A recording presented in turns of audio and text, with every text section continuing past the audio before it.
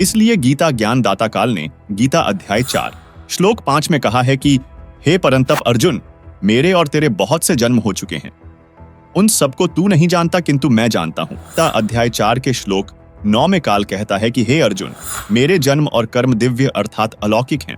चलिए अब देखते हैं काल के जन्म और कर्म किस प्रकार दिव्य हैं। श्री विष्णु पुराण के चौथे अंश के अध्याय 2 श्लोक 19 से 26 में प्रमाण है कि एक समय देवताओं और राक्षसों का युद्ध हुआ। देवता पराजित होकर समुद्र के किनारे जाकर छिप गए, फिर भगवान की तपस्या स्तुति करने लगे। तब काल देवताओं को श्री विष्णु जी के रूप में दर्शन देकर कहा कि मैंने जो आपकी समस्या है वह जान ली है, आप पुरंज राजा को युद्ध के लिए तैयार कर लो। मैं उस राजा श्रेष्ठ के शरीर में प्रविष्ट होकर राक्षसों का नाश कर दूंगा। ऐसा ही किया गया। साथ ही श्री विष्णु पुराण के चौथे अंश के अध्याय 3 श्लोक 4 से 6 में प्रमाण है कि एक समय नागवंशियों तथा गंधर्वों का युद्ध हुआ। गंधर्वों ने नागों के सर्व बहुमूल्य हीरे, लाल व खजाने लूट लिए, उनके राज्य पर भी कब्जा कर लिया। नागाओं ने भगवान की स्तुति की।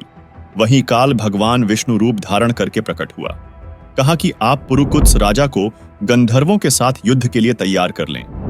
मैं राजा पुरुकुत्स के शरीर में प्रवेश करके दुष्ट गंधर्वों का नाश कर दूंगा। ऐसा ही हुआ।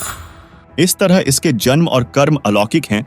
यह किसी को प्रत्यक्ष दर्शन नहीं देता और सर्व कार्य प्रेत की तरह किसी के शरीर में प्रवेश करके कर जाता है, जिससे लोगों में भ्रम बना रहता है। वीडियो को पूरा देखने के लिए फैक्टफुल डिबेट्स यूट्यूब चैनल पर विजिट करें।